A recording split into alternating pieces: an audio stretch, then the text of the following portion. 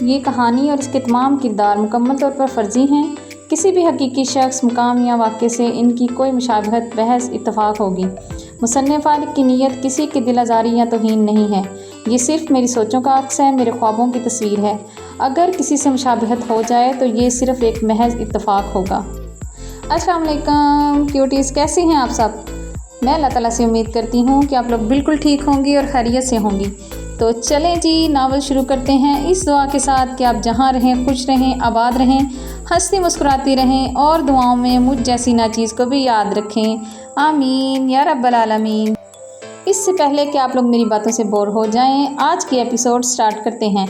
लेकिन उससे पहले प्लीज़ चैनल को सब्सक्राइब कर लें और बेल आइकन दबा दें ताकि मेरी हर नोटिफिकेशन आप तक जल्दी पहुंचे। और वीडियो को लाइक, कमेंट्स और शेयर भी कर दिया करो यार।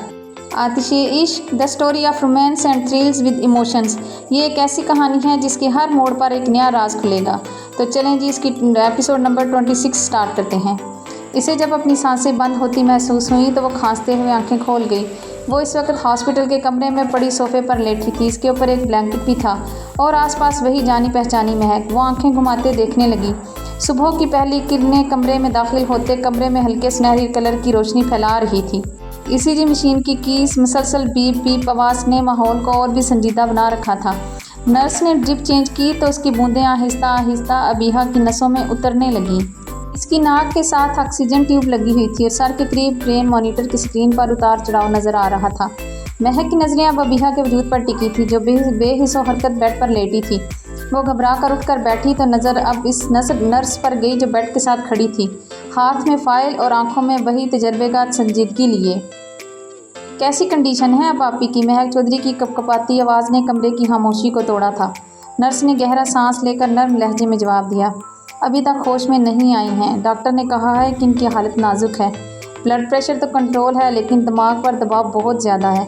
आपको दुआओं के साथ साथ सब्र से भी काम लेना होगा। नर्स की बातें थीं या कोई पिघला हुआ शीशा जो महक चौधरी के कानों को ज़ख्मी करने लगा था।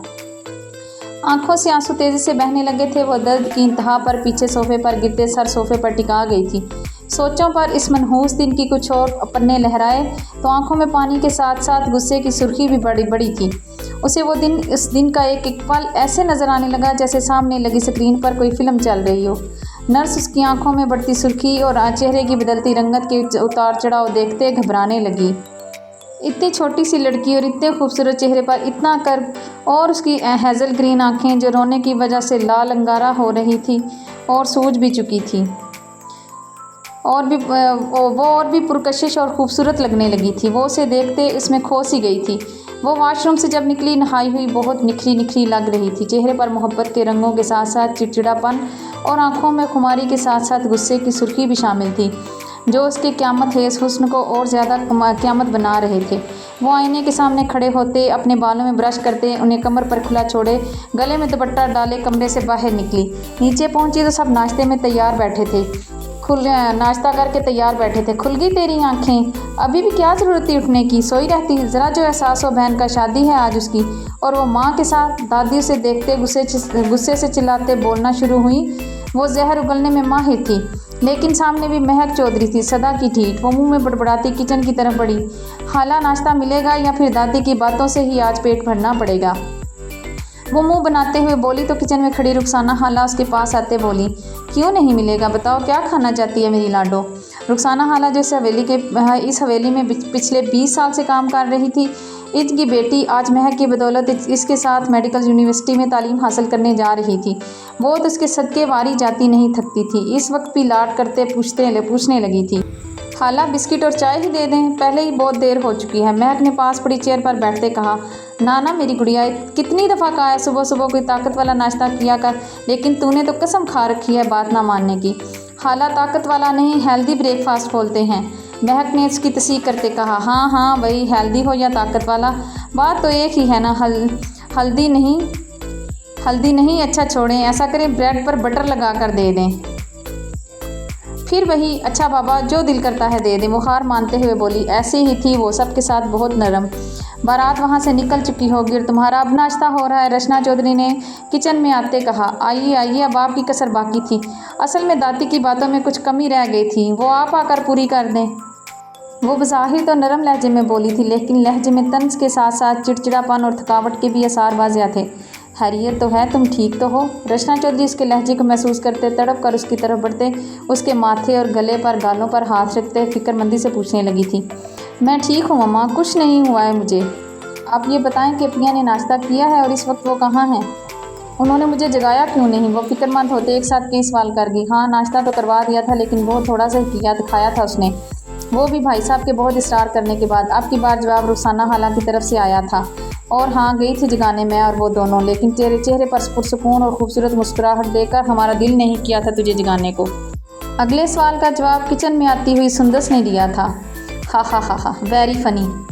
बीहू की दर है। महक ने मुँह बनाते उस पर भी अपनी हालत जाहिर की और फिर सरगोशी करते अपनी बड़ी बहन को फिर से नाम लेकर पुकारा।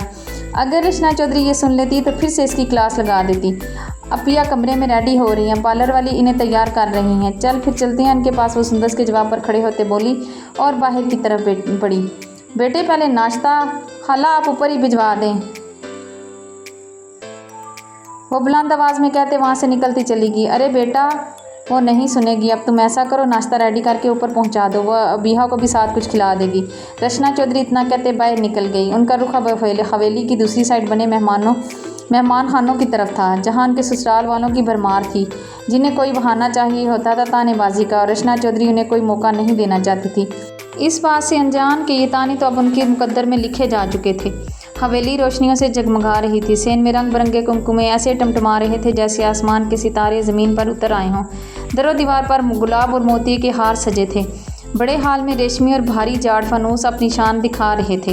हर तरफ मेहमानों की गहमा गहमी थी। ख़वातीन झिलमिल करते मलबूसात में सुर्ख और सुनहरी दुपट्टों के साथ एक दूसरे से खुशगवार बातों में मसरूफ़ थी। बच्चे खुशी से इधर उधर दौड़ते फिर रहे थे। दस्तरखान पर खानों की खुशबू फैली हुई थी, लेकिन बच्चे और लड़कियां बाहर गेट के सामने खड़े चिप्स, आइसक्रीम और चाट वाले से चाट मंगवा कर खा रही थी। हमारी आजकल की न्यू जनरेशन इन्हें खाते देख पहले तो उनकी माएँ इन्हें घूरकर डांट डपट करने लगती, लेकिन यूँ ही उन्हें अंदाज़ा होता कि वह अपनी नंद या फिर भाभी या फिर देवरानी या जेठानी, कोई भी रिश्ता समझ लो, इनकी निगाहों का मरकज़ बनी हुई हैं। वो फ़ौरन अपने बच्चों को पुचकारती आंखें दिखाती, लेकिन बच्चे तो सदा के ढीठ। अभी तो खुली छूट मिली थी उन्हें, शादियों में तो फिर माएँ बेचारी अबला नारी क्या करें, मजबूरन बच्चों को पैसे निकाल कर दे देती, और वो भी अपने स्पेशल जगह से और फिर जब वो चिप्स लाकर सामने बैठकर खाने लगते तो साथ बैठी बड़ी बहन भी आर्डर करते मंगवा कर खाने लगती। अब इनको खाते देखकर माँओं का भी दिल ललचाने लगता, तो वो उनकी प्लेट से उठाते खा लेती। दूसरी तरफ सब बुजुर्ग हजरात सामने वाली कुर्सियां संभाल बैठे थे। वक्त देख देख कर बेसब्री से इंतज़ार का इजहार कर रहे थे। लड़कियां हंसी मजाक में बार बार कह रही थी कि बारात अभी तक क्यों नहीं पहुंची। ढोल वाले दरवाजे के पास तैयार खड़े थे। जैसे ही गाड़ियां अंदर आएंगी, तबले और ढोल की थाप से माहौल गूंज उठेगा। हवेली की फ़िज़ाओं में एक अनजानी सी बेचैनी और इंतज़ार का शोर सा छाया हुआ था। आलियान चौधरी खुद सेन के बीचों बीच खड़े सफ़ेद कल्फ लगे कपड़ों में हर तरफ निगाह रखे हुए थे कि कहीं कोई कमी ना रह जाए। चेहरे पर वकार वैसा ही था और एक हल्की सी बेचैनी भी थी। ये लम्हा उनके लिए सिर्फ बारात का नहीं बल्कि अपनी इज्जत और नामूस के इम्तिहान का भी था, साथ ही अपनी लाडली की खुशियों का भी। लेकिन टाइम गुजरने के साथ साथ ये बेचैनी बढ़ने लगी। अब वो मुस्तरिब होते हुए इधर उधर चक्कर काटने लगे थे। हवेली के जगमगाते सितारे और फूलों की मालाएं सब अपनी शान पर से मौजूद थे। ढोलची बार बार हाथ डंडे पर मारते फिर रोक देते, जैसे अगले ही लम्हे गेट से गाड़ियां अंदर दाखिल होंगी। औरतों में अब चैम गोइयाँ शुरू हो चुकी थी। घड़ी की सुइयाँ चलती गई मगर गेट खामोश रहा। एक लम्हे बाद दूसरा, एक घंटे के बाद दूसरा। हंसी के शोर में सरगोशियाँ शुरू हो गई थी। अब तक क्यों नहीं आई? कहीं कोई मसला तो नहीं हो गया? सब हर तरफ बस यही बातें हो रही थी। बुजुर्गों के चेहरे सख्त और फिक्रमंद होते जा रहे थे। आलियान चौधरी बार बार गेट की तरफ देखते और फिर अपनी मुट्ठी सख्ती से भींच लेते। रोशनियों की चमक में उनकी बेचैनी और नुमायाँ लग रही थी। वो अपनी जेब से मोबाइल निकालते, कॉल मिलाते, कान से लगा जाते, लेकिन आगे से नो रिस्पॉन्स मिलने पर दूसरा नंबर ट्राई करते हुए कभी अपने माथे पर तो कभी अपनी पिछली गर्दन रब करते। वो हर किसी का नंबर ट्राई कर रहे थे, लेकिन दूसरी तरफ जैसे सब खत्म था। अब उनकी बेचैनी के साथ साथ दिल में दर्द भी उठा था। उनके भाई और भतीजे सभी परेशान होते, बार बार उनसे सवाल करते लेकिन वो किसी को क्या जवाब देते। वो उनका भाई और उसका बेटा था, कोई अजनबी नहीं। वो उनके साथ ये नहीं कर सकते। दिल को यकीन था इनका दामाद जो उनका बड़ा बेटा बना था, उसने वादा किया था कि सब ठीक कर देगा। वो अबीहा की शादी का उनसे वादा कर चुका था, लेकिन वो ये नहीं जानते थे कि वादे तो किए ही तोड़ने के लिए जाते हैं। अब आलियान चौधरी के साथ साथ उनके भाई और भतीजे भी वहाँ मौजूद, जो चंद रिश्तेदार थे जिनमें ज़्यादातर शारिफ के ननियाल वाले थे, सबका नंबर ट्राई करने लगे। कई तो कॉल का उठाते, शादी से लालिमी का इजहार करते, इन्हें और परेशान कर दिया था, तो कईयों ने इन्हें खरी खोटी सुनाने लगते थे। जाहिर है आलियान चौधरी ने गैर बरादरी से रिश्ता जो जोड़ लिया था, सज़ा तो मिलनी ही थी ना, सो मिल रही थी। वो जिनसे रिश्ते जुड़े थे उनका तो कहीं नामो निशान नहीं था। लेकिन आलियान चौधरी बार बार कॉल करते, लेकिन अगली दफ़ा उन्होंने कॉल नहीं उठाई थी।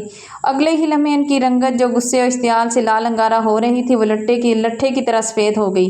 फ़ोन की दूसरी तरफ शारिफ की वालदा थी। बारात नहीं आएगी भाई साहब, आपको क्या लगा था मैं इतनी आसानी से हार मान जाऊँगी? नहीं भाई साहब, इस वक्त मैं खामोश हो गई थी, क्योंकि उस वक्त आपका पलड़ा भारी था। लेकिन अब मेरी बारी। और हाँ, अपने भाई साहब को कॉल मिलाने की तकलीफ़ भी मत कीजिएगा, क्योंकि वो आपका फ़ोन कभी नहीं उठाएंगे। रज़िया चौधरी की बातें थी या पिघला हुआ शीशा जो आलियान चौधरी के कानों को ज़ख्मी कर रहा था? क्यों?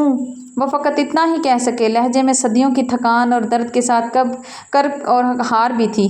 तुम भूल सकते हो, लेकिन मैं अपना ठुकराया हो नहीं भूल सकती। उम्मीद है समझ चुके होगे। अब शायद तुम्हें अंदाज़ा हो जाए कि किसी को इंतज़ार की सूली पर लटका कर ठुकरा देने की तकलीफ़ कैसी होती है। इससे ज़्यादा वो नहीं सुन सकते थे। वो अपना फ़ोन दीवार पर मारते टुकड़े टुकड़े कर चुके थे। आंखों में दहशत, दर्द, अजीब कैफियत थी उनकी। अब इससे संभले ही नहीं थे कि हवेली के गेट से कुछ चेहरे अंदर की तरफ बढ़ते इन्हें और तैश दिला गए थे। वो लाल अंगारा होती आंखों के साथ तेज़ी से उस जानिब बढ़े।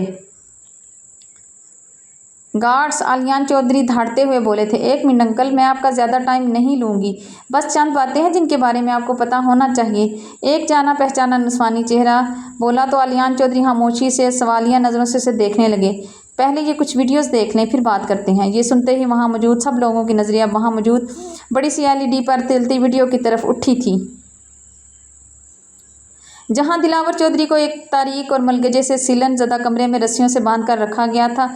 इसके चेहरे पर बहुत से ज़ख्म थे। इसकी हालत काबिले रहम हो रही थी। थोड़ी वीडियो और चलने के बाद वहां सीढ़ियों से उतरता हुआ एक साया महसूस हुआ था, जिसे देखते आलियान चौधरी के साथ साथ रचना चौधरी और वहाँ मौजूद सब बेयकीन हुए थे। वह अब सामने आते दिलावर चौधरी के सामने बैठकर जोरदार कह लगाते हुए हंस रहा था। तुझे क्या लगा था दिलावर, तुम मेरी ज़िंदगी को मुझसे छीन लेगा और मैं तुझे ये सब करते देखता रहूँगा और किसी मजनू की तरह सहरा में निकलकर अपनी मोहब्बत के लुटने पर मातम मनाऊँगा? अगर तो तुझे ये लगा था तो सच में तुझसे बड़ा बेवकूफ़ मैंने इस दुनिया में नहीं देखा। मैं मजनू नहीं, दीवाना हूँ, और वो दीवाना जो अपनी पसंद की चीज़ को अगर पा ना सकूँ तो बर्बाद कर दिया करता हूँ, लेकिन किसी और के हाथों में उसे नहीं जाने देता।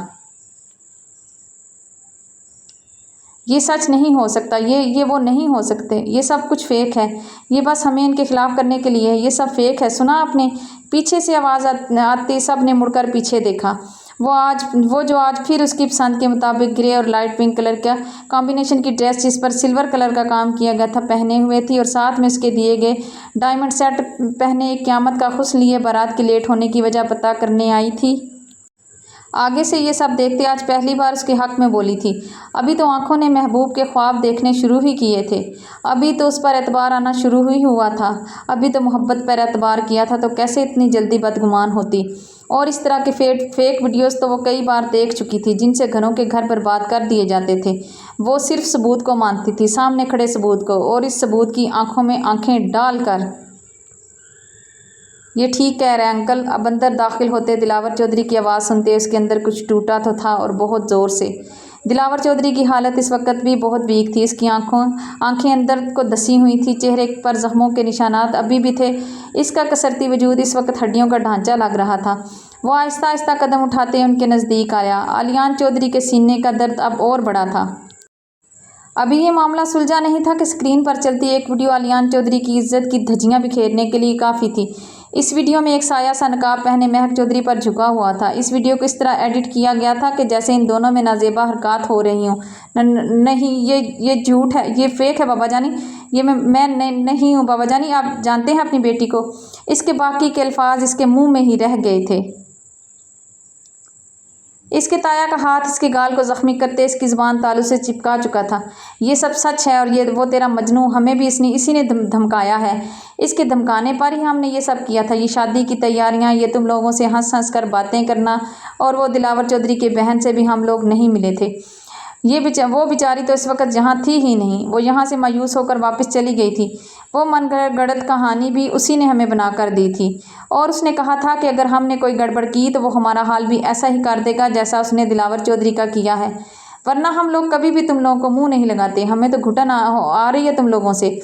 अब तो इतनी बातें थी, माफ़ कर दें अंकल, मेरी गलती ये थी कि वो फ़ोन सुनते घर से निकल गया था, ये सोचे बिना कि एक ट्रैप भी हो सकता है। दरअसल फ़ोन पर मुझे बात, और उसके बाद दिलावर चौधरी उन्हें सारी बात तफसील से बताने लगा। इसकी ज़बानी जो इंकशाफात सुने गए वो आलियान चौधरी का दर्द बढ़ाते गए। वहाँ मौजूद नामवर शख्सियात अपना पहलू बजाते खिसकने लगे। तमाम रिश्तेदार इन्हें लानत मलामत करने लगे। इसमें लड़कों का कोई कसूर नहीं। जब इनकी लड़कियां अपनी अदाएँ दिखाएंगी तो लड़के तो बहकेंगे ही ना। जैसे इनकी बेटी जो बज़ाहिर तो बड़ी पारसा बनती है, लेकिन इसने मेरे ही मंगेतर को मुझसे छीन लिया। झूठ बोल रहा है ये, मेरा बेटा तो यहाँ पर है ही नहीं। वो तो कल सुबह की फ़्लाइट से बहुत दूर जा चुका है। वो इस बच्चन की बेवफाई नहीं देख सकता। आखिर खान है वो। ये तो पता नहीं वो कैसे इस लड़की की अदाओं के जाल में फंस गया था, वरना मैं तो उसकी मंगनी इस लड़की से कर चुका था। यही है मेरी बहू। आर्यान खानज़ादा के अल्फाज थे या तेज़ाब, जो आलियान चौधरी को न जीने दे रहा था न मरने। इन्हें अपनी सांसें बंद होती हुई महसूस हो रही थीं। फंसेगा कैसे नहीं बाबा जी, आपने देखा नहीं ये इनको घर बुला के इनकी रातों को रंगीन जो करती हैं। आर्यान खानज़ादा के साथ खड़ी इस लड़की की ज़ुबान थी कि आग में जली हुई नोकदार छुरी जो आलियान चौधरी के सीने में गड़ती जा रही थी। मैंने कहा खामोश हो जाओ लड़की, मैं तुम्हारा लिहाज इसलिए कर रहा हूँ क्योंकि तुम एक लड़की हो, वरना। आलियान चौधरी बोले नहीं धाड़े थे। इनकी धाड़ से हवेली के दरो दीवार तक लर्ज उठे थे। वरना क्या करोगे आलियान चौधरी, हाथ उठाओगे मेरी बहू पर? आर्यान खानज़ादा भी इसी तरह धाड़ते हुए जवाब में बोला था।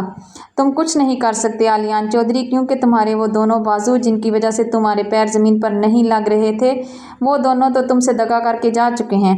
आलियान चौधरी अपने दिल को मट्ठी में जकड़ चुके थे। ये कम वक्त बंद क्यों नहीं हो जाता? मेरी समातें ये सब सुनने से महरूम क्यों नहीं हो जाती? क्यों ये क़यामत का मंजर मेरी आंखों से ओझल नहीं हो जाता? आप लोगों ने अभी देखा ना कैसे इनकी बेटी इस वीडियो में किसी लड़के छी, मैं तो बता भी नहीं सकती। इसने मेरे मंगेतर को अपनी अश्लील वीडियो ज़रादाएँ दिखाकर अपना दीवाना। इससे पहले कि वह लड़की और जहर उगलती, आलियान चौधरी का वजूद ज़मीन बोस हुआ। बाबा, महक चिल्लाती हुई आलियान चौधरी की तरफ पड़ी कि परवीन बेगम का थप्पड़ उसे रोक गया। अब क्या मेरे बेटे की जान लेकर रहोगी? कलमुही, तुम मर क्यों नहीं जाती? वो उसे एक, फिर दूसरा, फिर तीसरा थप्पड़ मारती जा रही थी। वो अपने चेहरे पर थप्पड़ खा रही थी। फिर एकदम अपनी दादी का हाथ पकड़कर इन्हें घूरते हुए चिल्लाई, बस अब एक और नहीं। मेरे बाबा हैं वो। उसकी आंखों से खून बाहर आने को तैयार था। वो उन्हें झटकते हुए आलियान चौधरी की तरफ बढ़ी थी कि अचानक एक नस्वानी चीख उसके कानों में पड़ते उसकी जान निकाल गई। उसके कदम साकित हुए, चेहरा लट्ठे की तरह सफ़ेद हुआ। वो मुड़कर हवेली के अंदर की तरफ देखते, कभी बाहर बड़े बाप की बेजान वजूद को देखती तो कभी अंदर हवेली के अंदर की जानिब देखती। रिलैक्स मिस महक, आप अंदर जाएं, मैं अंकल को देखता हूँ। एंड आई प्रॉमिस, कुछ भी हो जाए मैं इन्हें कुछ नहीं होने दूंगा, मुझे अपने मरे हुए बाबा की कसम। दिलावर चौधरी ने आगे बढ़कर उसे तसल्ली देकर अंदर भेजा था। वो अपनी हिम्मत मजतमा करते दिलावर चौधरी पर एक दफ़ा फिर से एतबार कर बैठी। रिश्तेदार तो काट कर दरिया में बहाने के लायक थे। वो सब तो वहाँ खड़े तमाशा देखते और ताने कसते रहे। ये तेरा भाई है, छोटा भाई, तू कैसे भूल गया इसे? इसने तेरे लिए क्या कुछ नहीं बनाया, तुझे क्या कुछ नहीं दिया। आज जो तू सर उठाकर चल रहा है ये सब इसी की वजह से है। आगे बढ़ और इसे उठाकर अस्पताल लेकर चल। मुझे मेरा अली सही सलामत चाहिए। महक पागलों की तरह अंदर की तरफ दौड़ी तो उसके कानों में परवीन बेगम की आवाज़ें सुनाई दी। उसे थोड़ा हौसला मिला। एक दादी चाहे अपनी पोतियों से कितनी ही नफरत क्यों ना करे, लेकिन वो अपने बेटे को कुछ नहीं होने देगी। वो जब दौड़ती हुई कमरे में पहुंची तो सामने का मंजर देखते उसके दिल की धड़कनें भी साकित होने लगी। दिमाग माउफ होने लगा। अबीहा सामने बेड पर अपने होशो ख्वास से बेगाना पड़ी थी। बाकी के बच्चे और उसकी दोस्तें सब उसके इर्द गिर्द जमा, कोई उसके हाथ रब कर रहा था तो कोई पैर, कोई उसके चेहरे पर पानी के छींटे मारकर उसे होश दिलाने की कोशिश कर रहा था। कमरे के एक कोने में रचना चौधरी साकित खड़ी थी। वो कमरे में लगी एलईडी पर ये सारे मंजर देखते साकित हो चुकी थी। साकित, जामिद, बिल्कुल पत्थर। वो आलियान चौधरी के रिश्तेदारों की बातें और चहमगोइयों से तंग आकर अपनी बेटियों के पास चली आई थी। उन्होंने बहुत कोशिश की कि सबको खुश रख सकें, लेकिन वो पंजाबी औरतें थी ना, और गासिप और गिब्बत में सबसे आगे। आखिरकार रचना चौधरी एक पठानी होकर चौधरी खानदान के सबसे बड़े बारोब और शानदार लड़के को चुरा ले गई थी। अब सज़ा तो भुगतनी थी, सो वो भुगत रही थी। आलियान चौधरी के कहने पर ही वो अपनी बेटियों के पास चली आई थी। आलियान चौधरी अपनी बेटी की शादी में कोई बदमज़गी नहीं चाहते थे, वरना उनका तो दिल कर रहा था कि सबको उठाकर हवेली से बाहर फेंक दें। बेटियों के मामले में कभी कभी माँ बाप को अपनी ज़ात को फरामोश करना पड़ता है। सो वो दोनों इस वक्त अपनी ज़ात को फरामोश किए अपनी बेटी की खुशियों के लिए तगदो कर रहे थे कि ये क़यामत टूट पड़ी। महक, होश कर, ये वक्त होश खोने का नहीं है। सांवरी ने उसे झंझोड़ कर कहा तो वो आंखें और गालों पर बहने वाले आंसुओं को बेदर्दी के साथ रगड़ कर साफ करती हुई अबिहा की तरफ बढ़ी। तो सांवरी रचना चौधरी की तरफ बढ़ते इन्हें तसल्ली देते इन्हें साथ पड़े सोफे पर बिठा गई। रुबाब पानी का गिलास उनके मुंह के साथ लगा गई। कोई दो सुंदस को साथ लगाए चुप करवा रही थी तो कोई बच्चों को तसल्ली देते चुप करवा रही थी। महक ने आगे बढ़ते अबिहा के चेहरे को थपथपाया। मीनू ने जल्दी से एम्बुलेंस के लिए कॉल कर।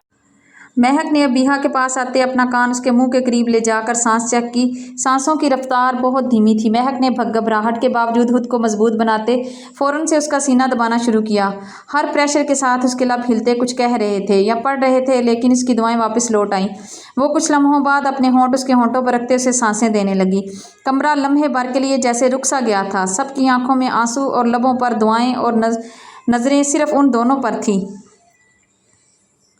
कि इसी दौरान अबिहा के नाक से खून की बारीक लकीर बहने लगी। ये मंजर सबको और ज़्यादा खौफजदा करने लगा। खून की लकीर क्या बही थी, महक की उम्मीदों की डोरी लरजने लगी थी। इसके हाथ कांपने लगे थे। हर चंद लम्हों बाद वो अबिहा के सीने को दबाती, फिर उसे अपनी सांसें देती, लेकिन अबिहा की आंखें बंद थीं। नाक से खून की बारीक लकीर मज़ीद फैलने लगी थी। वहाँ मौजूद हर एक आँख अश्कों से तर हो रही थी। कमरे में एक सन्नाटा सा था, मौत का सन्नाटा। सिर्फ महक की तेज़ सांसों और दबी दबी हुचकियों की आवाज़ें आ रही थीं कि चंद मिनट बाद एम्बुलेंसों की आवाज़ ने इस मौत के सन्नाटे को तोड़ा। पैरामेडिक्स स्टाफ तेज़ी से कमरे में दाखिल हुए। महक ने हाँफते हुए अबिहा की तरफ इशारा किया। वो सांस नहीं ले रही थी तो मैंने CPR देकर कोशिश की। पैरामेडिक्स ने फ़ौरन अबिहा को स्ट्रेचर पर लिटाया, ऑक्सीजन मास्क लगाया और वाइटल चेक करने लगे। एक ने महक की तरफ देखते हुए कहा, आपने बहुत अच्छा किया, वरना इनका सांस बंद हो सकता था। महक फ़ौरन उसे लपक कर स्ट्रेचर की करीब गई। आंखों से आंसू थे कि थम ही नहीं रहे थे। एम्बुलेंस के अंदर मुसलसल बीप की आवाज़ गूंज रही थी। महक एक कोने में बैठी रब से दुआएं मांग रही थी। दो एम्बुलेंसों ने चौधरी हवेली से निकलते सड़क पर दौड़ना शुरू कर दिया था। इनका रुख अब गुजर खान के सबसे बड़े कार्डियो हॉस्पिटल की तरफ था। एम्बुलेंसेस हार्न बजाते हॉस्पिटल के आगे रुकी तो गेट के ऊपर बड़ी सी तख्ती से लिखी गई थी, जिस पर बड़े हरूफ में लिखा गया था, फोटोहार कार्डियक एंड न्यूरो कॉम्प्लेक्स गुजर खान। अंदर दाखिल होते ही लंबा सा कॉरिडोर और सफ़ेद यूनिफॉर्म में नर्सें और हर तरफ बीप करती मशीनें और दौड़ते हुए डॉक्टर्स जो दिल को दहला रहे थे। अबिहा और आलियान चौधरी को स्ट्रेचर पर धकेलते ही डॉक्टर्स की टीम दौड़ती हुई करीब आई। कुछ डॉक्टर्स आलियान चौधरी की तरफ बढ़ते दिलावर चौधरी को देखते एहतराम से सलाम करते उन्हें लिए तेज़ी से अंदर की तरफ बढ़े। मैं अंकल के साथ हूँ, लेकिन इन्हें प्लीज़ देख लेना। दिलावर चौधरी डॉक्टर इदनान की तरफ बढ़ते उसे कहने लगे और तेज़ी से अंदर की जानिब बढ़े। सांस बहुत कमज़ोर है, इन्हें भी ICU में ले जाओ। दोनों बाप बेटी सीधा cardiac and neuro emergency unit में ले जाए गए। डॉक्टर अकबर अली खान, जो इस केस को पर्सनली संभाल रहे थे, वो जब कमरे में दाखिल हुए तो महक को देखते उसकी तरफ बढ़ते उसके सर पर हाथ रख गए। वो पिछले 2 माह से यहाँ थी। दोपहर में रचना चौधरी और सुंदस के उसके पास होती तो रात में महक चौधरी। डॉक्टर अकबर को इनसे उनसीयत सी हो गई थी। वो आलियान चौधरी को बहुत अच्छे से जानते थे, और ये छोटी सी लड़की जो कभी तो इतनी उदास हो जाती थी कि सारा हॉस्पिटल ही उदास हो जाता था, और कभी तो खुद को मजबूत करते ऐसी ऐसी शरारतें करती कि मौत के दहाने पर खड़े लोग भी ज़िंदगी की तरफ लौटने की कोशिश करने लगते। चूँकि वो एक मेडिकल स्टूडेंट भी थी तो अक्सर औकात वो इमरजेंसी में मेडिकल हेल्प भी कर देती थी। इसके चेहरे पर दर्द और कर्ब के असरार डॉक्टर अकबर को और भी परेशान कर जाते। वो इन्हें हंसती हुई और खिलखिलाती हुई अच्छी लगती थी। वो उनके सर पर हाथ रखने से उन तकलीफदेह यादों के भंवर से बाहर निकलते तेज़ी से अपने चेहरे को दोनों हाथों से साफ करते हुए उठकर खड़ी हो गई। उसकी आंखें कर्ब और आंसू बहाने की वजह से सूज चुकी थी। गालों पर आंसुओं के निशान जिन्हें वो हाथ से रगड़कर साफ करते, ज़बरदस्ती मुस्कुराते हुए उनकी तरफ देखते उन्हें सलाम कर गई। अस्सलाम वालेकुम। वालेकुम सलाम। लगता है बहुत गहरी सोचों में गुम थी, इसीलिए मेरे आने की खबर भी ना हो सकी, डॉक्टर अकबर ने मुस्कुराते हुए कहा। नहीं, बस ऐसे ही। आप बताएं, कैसी कंडीशन है आपकी की, क्या इम्प्रूवमेंट हुई हैं? कुछ उम्मीद है? उसने पूछा तो लहजे में इज़्तिराब और बेचैनी थी। बच्चे, उम्मीद पर तो दुनिया कायम है, उम्मीद कभी नहीं छोड़नी चाहिए। इसका मतलब? डॉक्टर की बात सुनते महक ने इन्हें सवालिया नज़रों से देखते पूछा। बच्चे, सर्जरी भी कामयाब हो चुकी है तो उम्मीद तो है ना? हाँ, लेकिन ये उठ क्यों नहीं रही? ये पूछते उसका लहजा रुंधा हुआ था। असल में ये तब ही इम्प्रूव कर पाएगी जब ये खुद चाहेगी। इसकी ज़िंदगी का वो हादसा आज भी इसके जहन पर नक्श है। ये अपने रिश्ते के टूटने का दर्द बर्दाश्त नहीं कर सकी थी। अगर शारिब कहीं से वापस आ जाए तो शायद। डॉक्टर इतना कहते उसका कंधा थपथपाते बाहर की जानब बढ़ते रुके थे। सामने दरवाजे में खड़े आलियान चौधरी और रचना चौधरी इस वक्त बेबसी की मूरत लग रहे थे। रचना चौधरी की आंखों से आंसू बहते उनके गालों को भिगो रहे थे। आलियान, कोशिश करो उसे यहाँ लाओ, एक आखिरी कोशिश करके देखते हैं, क्योंकि होप बहुत कम है। डॉक्टर अकबर इतना कहते आलियान चौधरी का कंधा थपथपाते कमरे से निकल गए थे और आलियान चौधरी लड़खड़ाते कदमों के साथ अबीहा की तरफ बढ़ते उसके माथे पर लब रख गई। आंखों से आंसू गिरते उसकी आंखों पर पड़ रहे थे, लेकिन वो उसी तरह बेसुर्त पड़ी रही। बाबा, खुद को संभालें, मैं अपिया को कुछ नहीं होने दूंगी, महक उनके पास तेजी से आती हुई बोली। रचना चौधरी भी तड़पते हुए दूसरी तरफ से उस पर झुकते उसके माथे को चूमते हुए रोने लगी थी। अम्मी जान, प्लीज़ आप दोनों खुद को मजबूत बनाने की कोशिश करें। अगर आप लोग ऐसा करेंगे तो मैं भी। वो इतना कहते फूट फूट कर रो दी थी। वो दोनों तड़पते हुए उसकी तरफ बढ़ते उसे अपने बाजुओं में समेट गए थे। हम ठीक हैं, प्लीज़ रोना बंद करो, देखो हम कहाँ रो रहे हैं, अल्लाह ने चाहा तो सब ठीक हो जाएगा। वो दोनों अपने आंसू साफ करते कहने लगे, मैं वादा करती हूँ बाबा कि अपिया को मैं कुछ नहीं होने दूंगी, आप लोग इनके पास रुकें, मुझे कुछ काम है। मैं उसे ख़त्म करते सीधा यूनिवर्सिटी जाऊंगी और शाम तक आ जाऊंगी। बाबा, सुंदर से बात की आपने? वो जाते हुए रुक कर पूछने लगी। हाँ, बहुत मुश्किल से मनाया है पर मान गई है चौधरी, आलियान चौधरी ने मुस्कुराते हुए कहा। अच्छा, आप दोनों एक दूसरे का ख्याल रखिएगा और no more tears, just smile. वो इतना कहते वहाँ से चली गई और चेहरे पर एक अज़्म और गुस्सा दोनों ऊद कर आए थे। वो आखिर कौन था जो हवेली में इतनी सख्त सिक्योरिटी होने के बावजूद वहाँ घुसकर मेरे लगाए गए कैमरे डैमेज कर गया था? क्या कहा होगा अंकल को? और मेरी वो वीडियो, मैं तो उससे मिला तक नहीं, मैंने उसे देखा भी नहीं था। कौन थी वो लड़की जिसने खुद को मेरी मंगेतर कहने की जरूरत की? किसने, क्यों, कब, कैसे? सवाल बहुत सारे थे। ये गुत्थी तो ऐसे उलझी हुई थी कि कोई एक सिरा हाथ नहीं लग रहा था। और ये कमीना शारिब भी पता नहीं कहाँ मर गया है। उसे ज़मीन निकल गई है या आसमान? ना वो अपने घर में है ना ही फार्म हाउस पर। किसी दोस्त से कोई कांटेक्ट नहीं। वो सर पकड़े बैठा था, वो भी तो कुछ सुनने को तैयार नहीं। कोई कुछ नहीं बताता, सब एक ही ख्वाहिश करते हैं कि शारिब को ढूंढ कर लाओ। भाई, कहाँ से लाऊं? वो अब मायूस होने लगा था कि सामने लगी स्क्रीन पर कुछ सायरन और ट्यून बजते इसके चेहरे पर मुस्कुराहट के साथ साथ ज़िंदगी की उम्मीद भी ले आए थे। वो उस तरफ बढ़ते सामने पड़े लैपटॉप पर कुछ नंबर प्रेस करते कह लगाने लगा। साथ वाले कमरे से कुछ चेहरे तेज़ी से उसकी तरफ कमरे का दरवाज़ा खोलते इसके पास आते उसे सवालिया नज़रों से देखने लगे। मुझे ज़िंदगी की नवीद मिलने की उम्मीद मिल गई है, वो इतना कहते ज़ोर ज़ोर से कह लगाने लगा था। वो सब नासमझी से उसकी तरफ देखने लगे थे, लेकिन वहाँ पर मौजूद एक जानी पहचानी शख्सियत के चेहरे का रंग लट्ठे की मानित सफ़ेद पड़ने लगा था। इस वक्त मार्गला हिल्स के घने जंगल के बीचों बीच खड़ा था। आप माँ थी या दुश्मन जो बेटे को बेड़ियों में जकड़ दे? ये मोहब्बत है या कैद? अचानक बाहर कदमों की धमक, धम धम धम, दरवाज़ा जोर से लात मारते खोला गया था। आपने मुझे समझ क्या रखा है? वो उसे अपने बाजुओं में उठाते हुए लाइब्रेरी की लास्ट रैक की तरफ बढ़ा था। जान लेनी है तो यहाँ अपने होंठों को रख दो, खुद ही निकल जाएगी। आई होप आपको ये सफ़र पसंद आ रहा होगा। अगर पसंद आ रहा है तो इस जर्नी में शामिल होने के लिए आप प्लीज़ चैनल को सब्सक्राइब कर लें और वीडियो को लाइक, कमेंट्स और शेयर भी किया करें।